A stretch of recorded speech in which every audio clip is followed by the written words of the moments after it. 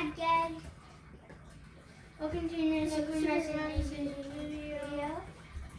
Now, what we're going to do, and today, instead of showing you where Binky is, you have 10 seconds to find Binky near the fireplace. Not in the tree, just for him.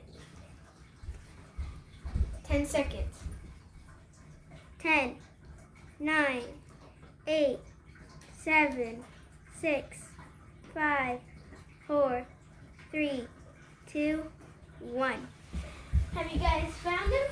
If you did, put that in the comments. But for people who haven't, he is up there at the top of the ceiling. That makes no sense, but he's up there at the very top. And yeah. Okay. Now look at the camera. Come on. Now we're gonna go over to the couch. And we're back at the couch. And we're doing the thing where Hudson opens all the even numbers and I open all the odd numbers. And whoever isn't opening the gift moves it with the magic and make it. Tell me when it's up. Good? So that's why you're not the magician. Time to put the thing up here. Magician. And then time to open this big old book. I mean, this printer thing. Come on, there's a printer here. Come on, boy.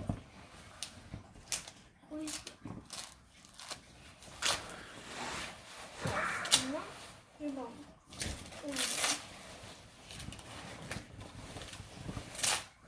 What are you doing? Let's go to someone's team.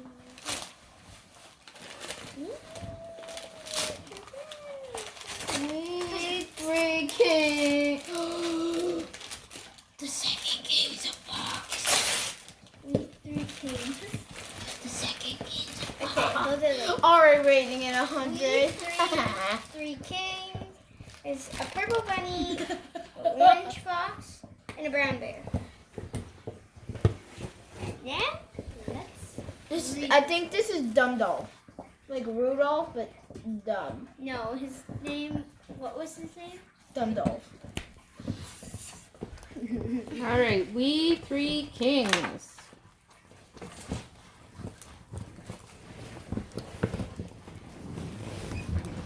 If you hear chewing, it's Roscoe.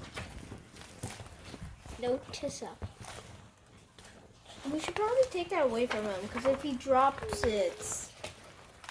All right. We Three Kings by Rosie Greening and Claire Fennell.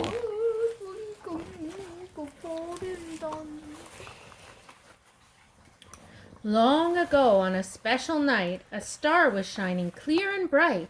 It glowed to show three kings the way to see a baby born that day. King Henry, Fred, and little Abe had gifts to give the newborn babe.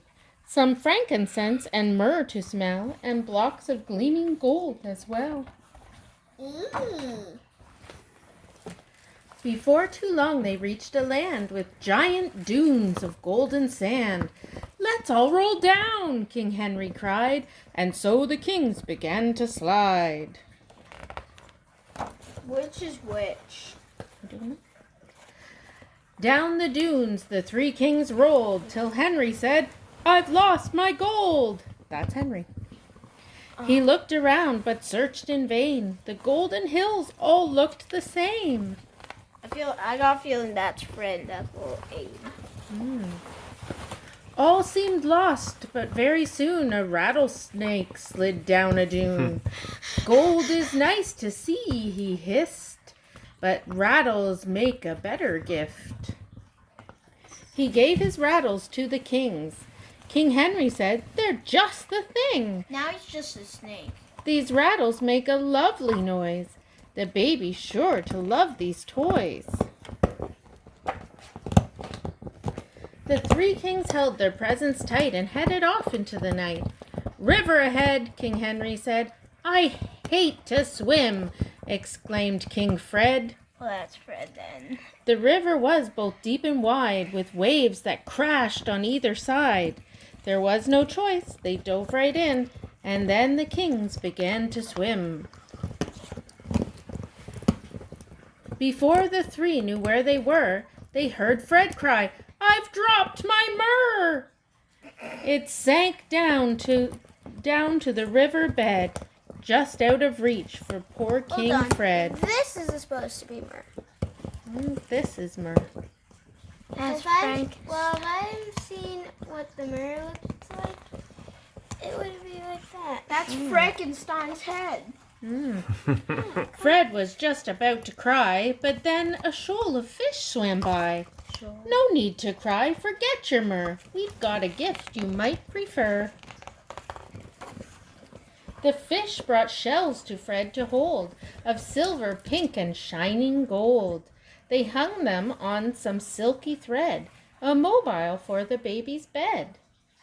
Fred was thrilled and thanked the fish. The gift fulfilled his every wish. And so the kings went on their way to where the newborn baby lay. They walked for miles by starlight led until a forest loomed ahead. But then it was too dark to see just where the forest path might be. Poor little Abe tripped on a rock and dropped his frankincense in shock. "I've lost my gift," King Abe cried out. "It's gone for good, without a doubt." But just as Abe had lost all hope, some spiders fell from silver rope. "Frankincense smells nice," they said, "but why not try our gift instead?" The spiders used their rope to sew a blanket made from head to toe of flowers, buds, and leaves of green, the sweetest gift the kings had seen. So it's a blanket? Abe loved the gift, and so the kings set off with all their brand new things. Then all at once the star shone bright and bathed a stable in its light. All three kings looked up and smiled. This was where they'd find the child. They crept inside, and there he lay upon a manger full of hay. The stable wasn't very bright, with just one candle's glowing light. The kings all bowed upon one knee and whispered very quietly, "We three kings come on this day to bring you gifts from far away. Presents from the trees and sands, from rivers and exotic lands." Yes?